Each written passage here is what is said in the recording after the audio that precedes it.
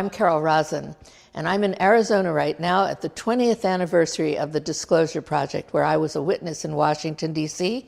in May 2001. At that event, I spoke for Wernher von Braun.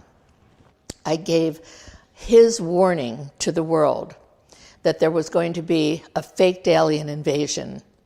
He called it the last card that would be played in the entire war game, which has scenarios of formulas for wars, enemies, sanctions, fighting, killing, leapfrogging the technology.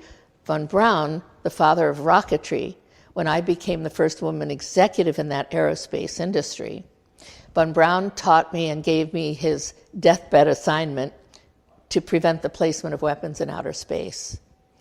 So I came here to give a reminder about that warning of Wernher von Braun, that the last card is being played right now. You're seeing it in the media.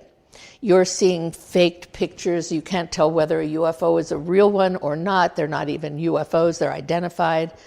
Dr. Greer is explaining at this event that there are so many that are man-made. It's the old game of having to have the next enemy, so that you have an enemy that you can keep building the war game against, keep that economy going, and dominate and control the entire space around all of us.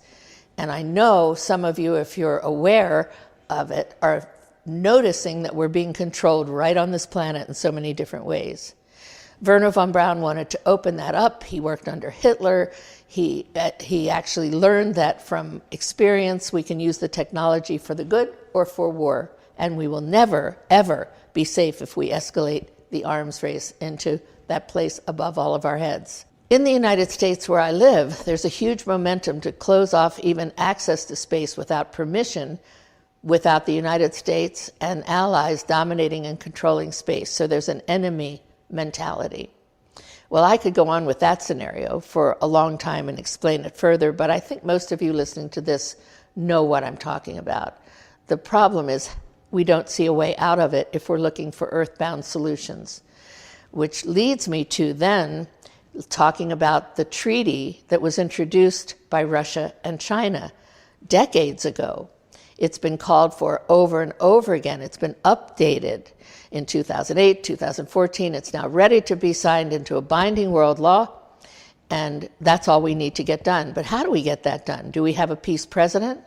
Since we have in the United States been at war for 93% of our time since 1776, when this country was formed. We don't have